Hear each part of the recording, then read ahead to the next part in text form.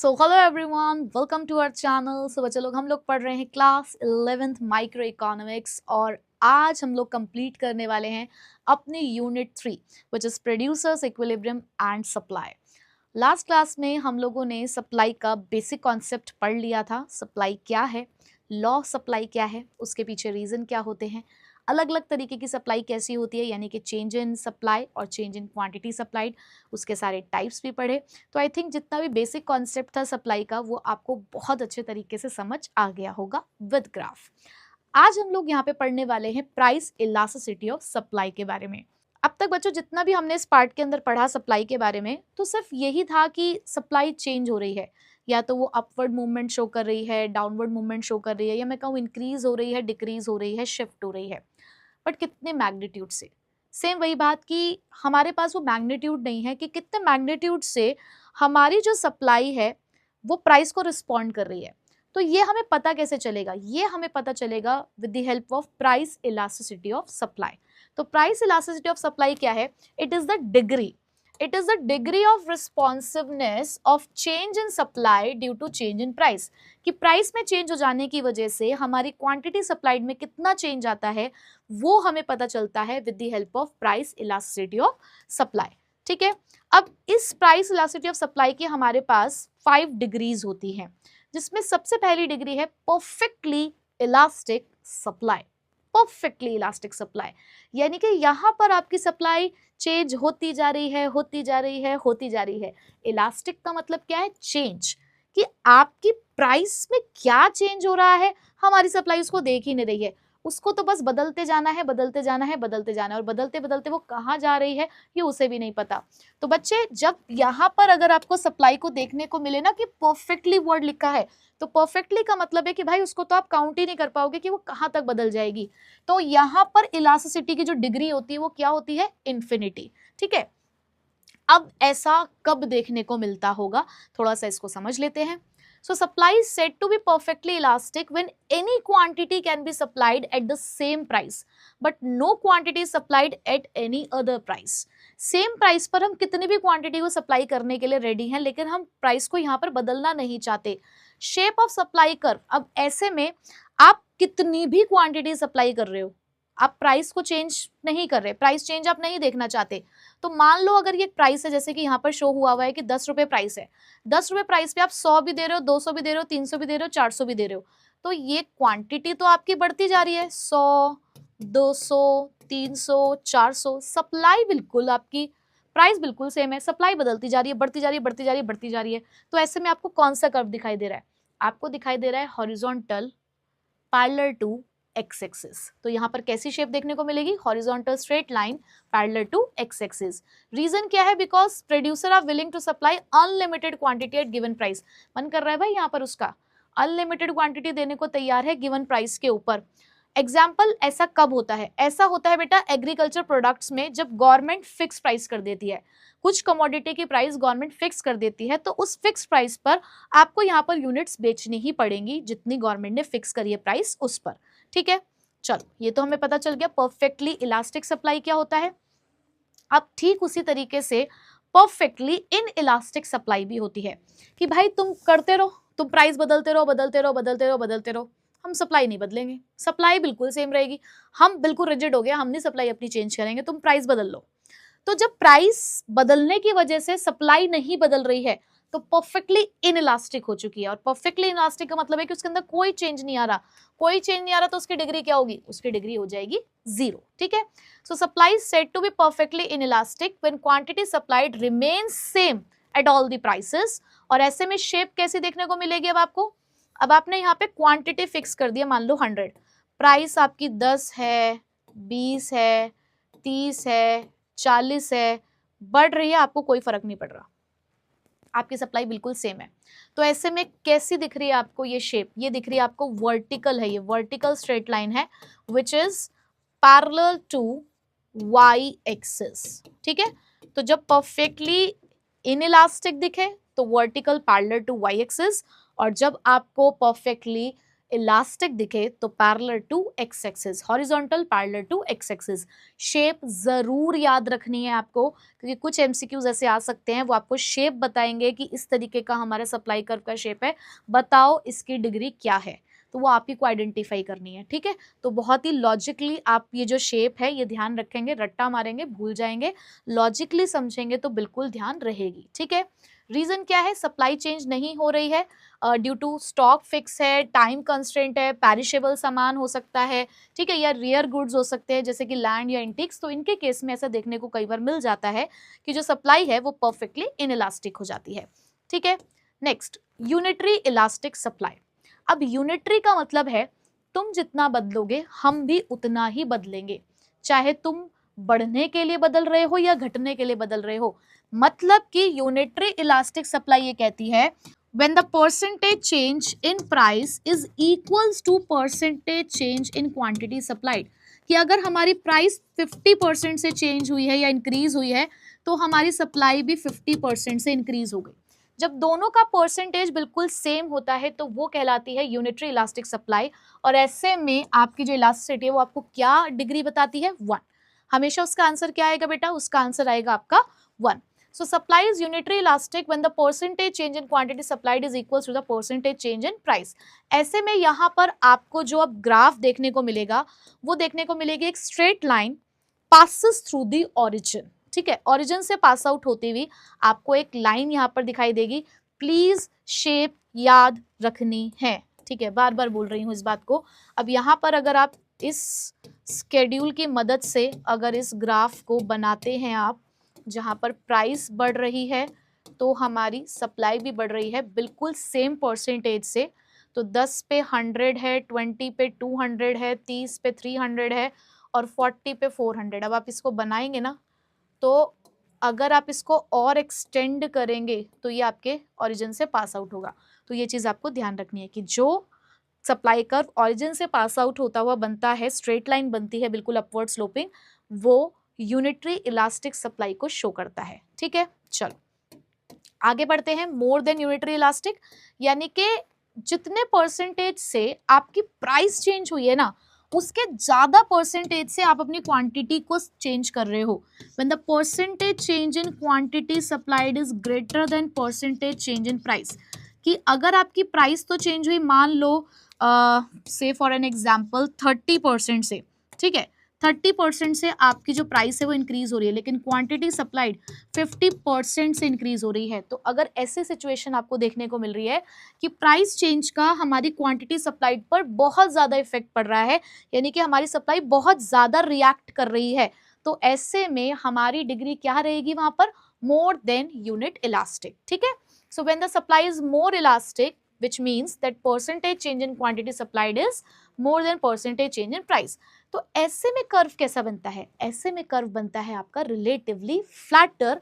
और अगर आप उस कर्व को थोड़ा सा एक्सटेंड करते हो ना तो वो एक इंटरसेप्ट बनाता है, या मैं कहूँ कि वो कट करता है किसको, वाई एक्सिस को। और ये बात आप ध्यान रखेंगे कि मोर देन यूनिट इलास्टिक वाले केस में यानी कि when elasticity is greater than 1, तो इन दैट केस अगर आपका सप्लाई कर्व एक्सटेंड करता है तो वो किसको कट करता है, वाई एक्सिस को कट करता है। अभी मैं वो चीज़ आपको दिखाऊंगी। मैन्युफैक्चर्ड गुड्स के केस में, लॉन्ग पीरियड सप्लाई के केस में आपको इस तरीके की इलास्टिसिटी देखने को मिल सकती है। अब यहाँ पर अगर आप देखें एक स्केड्यूल है, मैं स्केड्यूल के अकॉर्डिंग अगर ना भी बनाऊं ग्राफ और मैं आपको दिखाऊं कि किस तरीके से इस बात को कहा जा रहा है कि वाई एक्सिस को कट करेगा। जब भी आपकी जो सप्लाई है या डिमांड है अगर वो मोर इलास्टिक है हमेशा कर्व फ्लैटर बनता है। फ्लैटर मतलब लेटा हुआ, मस्त फ्लेक्सिबल है पूरी तरीके से। तो फ्लैटर सप्लाई कर्व लगभग ऐसा बनेगा। ठीक है, अगर आप इसको बनाएंगे भी तो फ्लैटर सप्लाई कर्व आपका लगभग ऐसा बनेगा। और अगर अब मैं इसको एक्सटेंड करूंगी ना, अगर अब मैंने इसको एक्सटेंड किया तो एक्सटेंड करने की वजह से देखो ये किसको कट कर रहा है, ये वाई एक्सिस को कट कर रहा है। अगर ओरिजिन से पास आउट हो गया तो इक्वल्स टू 1 हो जाएगा, लेकिन अगर वाई एक्सिस को कट करके चला गया तो वो ग्रेटर देन 1 हो जाएगा। ठीक है, तो ये बात ध्यान रखेंगे। आगे चलते हैं less than unitary elastic supply के ऊपर, कि जब आपकी सप्लाई आपके प्राइस चेंज को कम रिस्पॉन्ड कर रही है तो when your percentage change in quantity supplied is less than percentage change in price, कि मान लो प्राइस तो 50% से इंक्रीज हो गई, लेकिन आपकी डिमांड सिर्फ 30% से इंक्रीज हो पा रही है, वो ज्यादा रिस्पॉन्ड ही नहीं कर रही। तो ऐसे में आपकी जो डिग्री आएगी इलास्टिसिटी की वो कैसी आएगी, लेस देन 1। ठीक है, so supply is less elastic when the percentage change in quantity supplied is less than percentage change in price. अब यहाँ पे कर्व कैसा बनेगा, स्टीपर। अब इसके अंदर भी अगर मैं आपको एक बात बताऊं कि अगर यहाँ पर भी आप अपने सप्लाई कर्व को एक्सटेंड करते हैं तो ये कट करेगा हमारे एक्स एक्सिस को।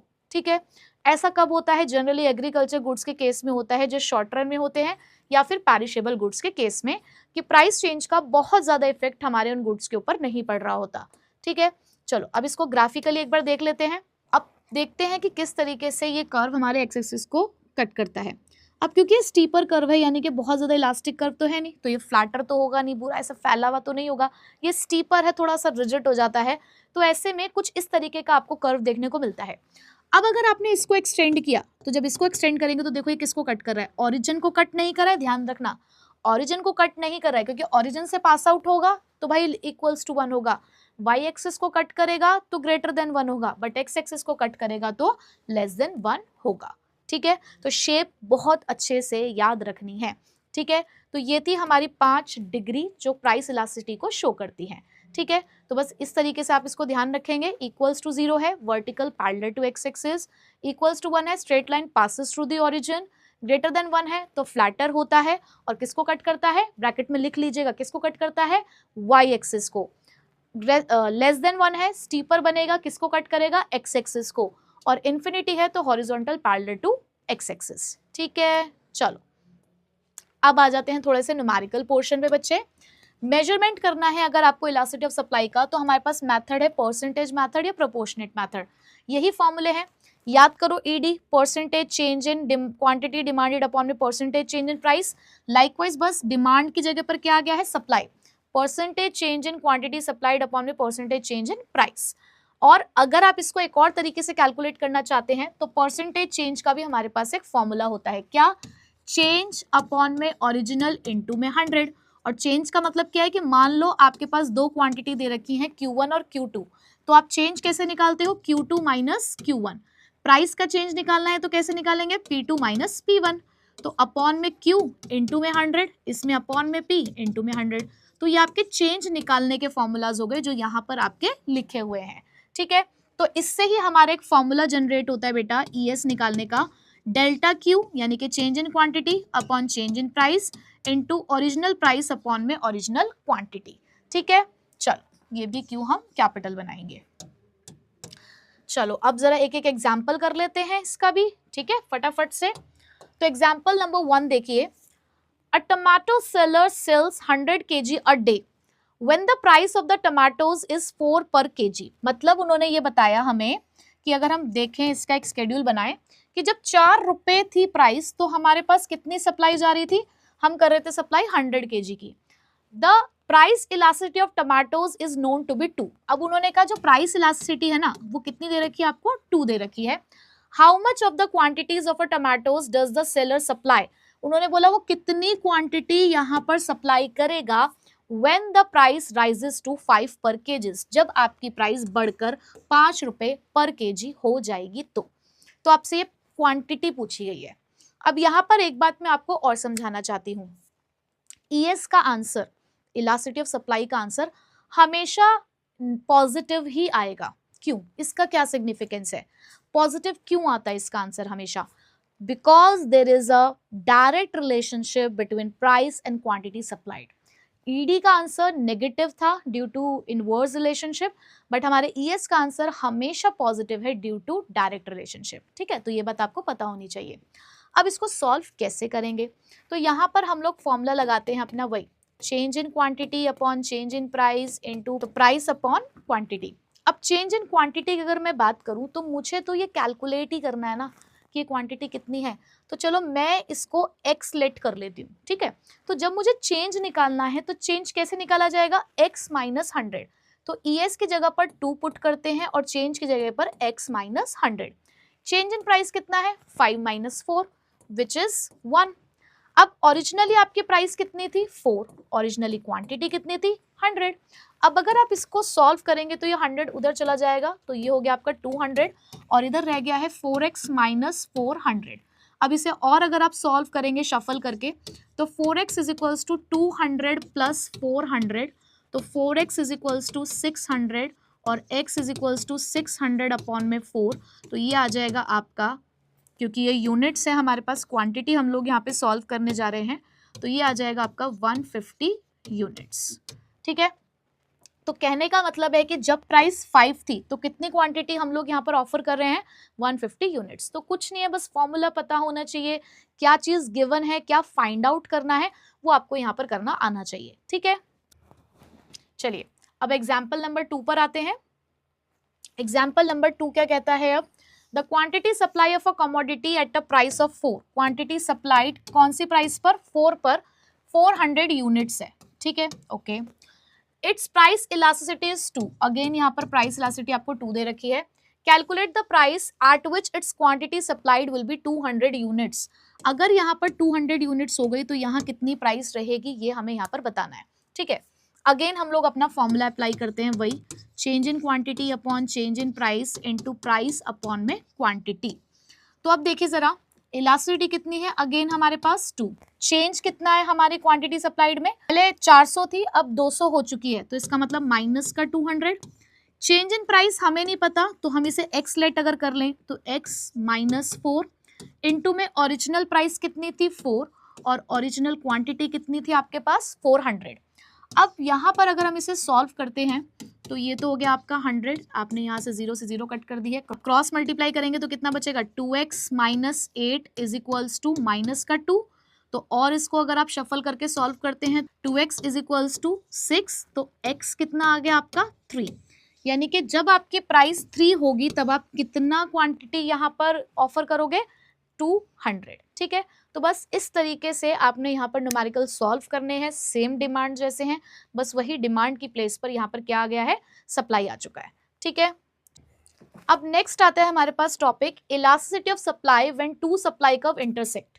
अगर दो सप्लाई कर्व आपस में इस तरीके से इंटरसेक्ट करते हैं तो किस सप्लाई कर्व पे कितनी इलास्टिसिटी, सिंपल सी बात है, अगर कभी भी दो सप्लाई कर्व इंटरसेक्ट करते हैं तो जो भी फ्लैटर कर्व होगा उसकी इलास्टिसिटी ज्यादा होगी as compare to the steeper supply curve. अभी हम पीछे ही पढ़कर आए हैं कि जब आपका कर्व फ्लैटर होता है तो वहां पर इलास्टिसिटी क्या होती है, ग्रेटर देन 1, और जब वही कर्व स्टीपर होता है तो वहां इलास्टिसिटी कैसी होती है, लेस देन 1। तो जिस पॉइंट पे इंटरसेक्ट कर रहे हैं उस पॉइंट पे तो इनकी इलास्टिसिटी सेम है, लेकिन जैसे जैसे एक कर्व मोर फ्लैटर होता चला जाएगा वैसे वैसे उसकी उस पॉइंट पर इलास्टिसिटी इंक्रीज होती जाएगी। तो ये आपसे हम कंक्लूजन निकाल सकते हैं कि जो भी कर्व आपका फ्लैटर है वो आपका मोर इलास्टिक है as compare to the one which is steeper. ठीक है, और इसको ऐसे भी आप देख सकते हो कि अगर मैं एस वाले कर्व की बात करूं, अगर मैं इसको एक्सटेंड करूंगी तो देखो ये वाई एक्सिस को कट कर रहा है, और ये वाला कर्व अगर मैं एक्सटेंड करूंगी तो एक्स एक्सिस को कट कर रहा है। तो वाई एक्सिस वाला ग्रेटर देन 1 होता है, फ्लैटर होता है, और एक्स एक्सिस वाला स्टीपर होता है, लेस देन 1 होता है। तो इससे भी आप यहाँ पर इसको आंसर को फाइंड आउट कर सकते हो कि किस पे कितनी ज्यादा इलास्टिसिटी रही होगी। ठीक है, तो ये तो बहुत सिंपल सी बात थी। आगे कुछ और भी छोटे छोटे से हमारे टॉपिक्स हैं, जैसे कि factors affecting elasticity of supply. वो कौन से फैक्टर्स हैं जो इलास्टिसिटी को अफेक्ट करते हैं, यानी कि कब हम अपनी सप्लाई को चेंज करते हैं, कब अपनी सप्लाई को चेंज कर रहे हैं, कब अपनी सप्लाई को चेंज नहीं कर पा रहे हैं। तो सबसे पहले तो एस्टिमेटेड कॉस्ट ऑफ प्रोडक्शन। अगर आपको लग रहा है कि आउटपुट के बढ़ने के साथ आपकी जो कॉस्ट है वो बढ़ने वाली है, तो ऐसे में सप्लाई जो है वो इनइलास्टिक हो जाएगी। क्यों? क्योंकि प्रोड्यूसर ना अब प्रोडक्शन बढ़ाने में क्योंकि उसको ज़्यादा फायदा नहीं होने वाला है तो वह हेजिटेट करेगा। तो अगर आउटपुट के बढ़ने के साथ अगर कॉस्ट के बढ़ने के चांसेस लग रहे हैं इन फ्यूचर, तो हम अपनी सप्लाई को इस टाइम पर इनइलास्टिक ही करेंगे, हम उसको बढ़ाने में बिल्कुल भी इंटरेस्टेड नहीं होंगे। नेचर ऑफ कमोडिटी की अगर हम बात करें तो अगर ड्यूरेबल गुड्स है तो सप्लाई आपकी इलास्टिक रहेगी क्योंकि वो चल जाएंगे, हमें कोई दिक्कत नहीं, हम प्राइस के चेंज होने का वेट कर सकते हैं। पर अगर पैरिशेबल या नॉन ड्यूरेबल है तो वहां पर चीजें खराब हो सकती हैं, तो ऐसे में हमें अपनी सप्लाई को लेस इलास्टिक ही रखना पड़ेगा। ठीक है, टाइम पीरियड की अगर हम बात करें तो जितना ज्यादा टाइम पीरियड उतने ही ज्यादा आप फैक्टर्स चेंज कर पाओगे, जितना फैक्टर चेंज हो पाएगा उतनी ही आपकी सप्लाई चेंज हो पाएगी। ठीक है, तो longer the time period greater is the elasticity of supply. Risk taking ability, अगर आपका प्रोड्यूसर है खतरों का खिलाड़ी, तो खतरों का खिलाड़ी है तो वो अपनी सप्लाई को ज्यादा इलास्टिक रखेगा कि भाई ठीक है, मुझे तो रिस्क लेने में मजा आ रहा है, प्राइस क्या है क्या नहीं मुझे कोई मतलब नहीं, मैं अपनी सप्लाई को इलास्टिक रखूंगा। नेचर ऑफ इनपुट्स यूज्ड, आप किस तरीके के इनपुट्स इस्तेमाल करते हैं। अगर वो ऐसे इनपुट्स हैं जो इजीली अवेलेबल हो पा रहे हैं तो इलास्टिक रखो सप्लाई, कोई दिक्कत नहीं है। बट कुछ ऐसे इनपुट्स हैं जो स्पेशलाइज्ड हैं, कमी है उन इनपुट्स की, इजीली अवेलेबल नहीं होते हैं, तो ऐसे में सप्लाई आपकी इन इलास्टिक ही रहेगी। ठीक है, तो फैक्टर्स ही पढ़ लिए। अब टाइम पीरियड और सप्लाई का क्या रिलेशनशिप है, टाइम पीरियड की वजह से सप्लाई कैसे चेंज होती है। तो टाइम पीरियड बहुत इंपॉर्टेंट रोल प्ले करता है किसी भी कमोडिटी की सप्लाई में। अगर आपके पास वेरी शॉर्ट पीरियड है, पहली बात तो हम वेरी शॉर्ट पीरियड को मार्केट पीरियड भी कहते हैं, तो मार्केट पीरियड का मतलब है very short period of time जहां पर सप्लाई को हम फिक्स कर देंगे, जहां पर पॉसिबल ही नहीं है हमारे लिए कि हम सप्लाई को चेंज कर पाए, क्योंकि हम किसी भी फैक्टर को यहाँ पर चेंज नहीं कर पा रहे हैं। तो वेरी शॉर्ट पीरियड के अंदर सप्लाई बिल्कुल लिमिटेड हो जाती है, एग्जिस्टिंग स्टॉक तक कोई प्रोडक्शन पॉसिबल नहीं है, क्वांटिटी सप्लाइड यहाँ पर प्राइस के साथ चेंज नहीं की जा सकती। और ऐसे में इसका सप्लाई कर्व कैसे होगा भाई, जब सप्लाई चेंज नहीं हो पा रही तो vertical parallel to Y axis. Short period of time में यानी कि एक ऐसा टाइम पीरियड है जहां पर कुछ फैक्टर्स चलो फिक्स्ड है लेकिन कुछ को फिर भी बदला जा सकता है। आउटपुट को हम चेंज कर सकते हैं कब, जब हमारे वेरिएबल फैक्टर चेंज हो पाएंगे। तो ऐसे में आपकी सप्लाई कुछ हद तक इलास्टिक है, तो अपवर्ड स्लोपिंग कर्व है लेकिन लेस इलास्टिक ही रहेगा। लॉन्गर पीरियड ऑफ टाइम की अगर हम बात करें तो हमारे पास खूब समय है सारे फैक्टर्स को बदलने का, तो हमारी सप्लाई भी इलास्टिक रहेगी। तो यहाँ पर हम फैक्टर्स ऑफ प्रोडक्शन चेंज कर सकते हैं, कॉन्ट्रैक्शन और एक्सपेंशन हो सकता है हमारे स्केल ऑफ प्रोडक्शन का, और फर्म एंटर भी कर सकती हैं, फर्म एग्जिट भी कर सकती हैं, तो सप्लाई बढ़ भी सकती है, सप्लाई घट भी सकती है। तो ऐसे में भी आपका सप्लाई का अपवर्ड स्लोपिंग ही रहेगा लेकिन फ्लैटर होगा। जैसे कि अभी शॉर्ट पीरियड ऑफ टाइम में थोड़ा लेस इलास्टिक है, स्टीपर है, यहाँ पर वो कर्व हमारा फ्लैटर रहेगा क्योंकि मोर इलास्टिक है। ठीक है, तो टाइम पीरियड के अकॉर्डिंग देखें तो मार्केट पीरियड के अंदर, जिसको हम परफेक्टली इनइलास्टिक कहेंगे, vertical parallel to Y axis रहेगा। शॉर्ट पीरियड में लेस इलास्टिक यानी कि अपवर्ड स्लोपिंग है बट स्टीपर है। लॉन्ग पीरियड में मोर इलास्टिक है लेकिन अपवर्ड स्लोपिंग है, फ्लैटर होगा। ठीक है, तो बस कुछ यही कॉन्सेप्ट्स थे हमारे सप्लाई के अंदर। बट एक टॉपिक और आपको यहाँ पर प्रिपेयर करते हुए चलना है कि जितने भी हमने फैक्टर्स अफेक्टिंग सप्लाई पढ़े उनमें से किसी का भी आपको एक डायग्राम वाला क्वेश्चन आ सकता है कि मान लो फैक्टर इनपुट्स की प्राइस फॉल हो गई, show the effect of fall in price of factor inputs on supply of a commodity. तो बस आपने पहले लॉजिकली ये समझना है कि फैक्टर इनपुट्स का क्या इंपैक्ट पड़ता है। तो आप यही लिखेंगे कि फैक्टर इनपुट्स का कम हो जाना, कि प्राइस का कम हो जाना यानी कि फैक्टर इनपुट्स का सस्ता हो जाना कॉस्ट ऑफ प्रोडक्शन को रिड्यूस करेगा। कॉस्ट ऑफ प्रोडक्शन रिड्यूस होगी, आपका प्रॉफिट बढ़ेगा, प्रॉफिट बढ़ेगा तो आपकी सप्लाई बढ़ जाएगी। ठीक है, सप्लाई बढ़ेगी तो वो कहाँ शिफ्ट होगी, राइटवर्ड। तो आपको कौन सा डायग्राम बना के आना है, राइटवर्ड, और बस उसकी एक एक्सप्लेनेशन लिख दे दिया है। ठीक है, तो बस इस तरीके से आप इस वाले पार्ट को प्रिपेयर करेंगे और इसी के साथ कंप्लीट होती है हमारी यूनिट 3। तो आई होप कि ये पूरी यूनिट 3 आपने बहुत अच्छे से समझ ली होगी। हमने बहुत ही डिटेल में इस पूरी यूनिट को समझा है क्योंकि स्कोरिंग यूनिट है, काफ़ी मार्क्स की आती है हमारे एग्जाम में, तो इम्पॉर्टेंट है। ठीक है, तो अच्छे से इस यूनिट को प्रिपेयर कर लीजिएगा, क्वेश्चंस की प्रैक्टिस कर लीजिएगा। अब मैं मिलूंगी आपसे नेक्स्ट वीडियो में नेक्स्ट यूनिट के साथ। So till then take care, bye bye.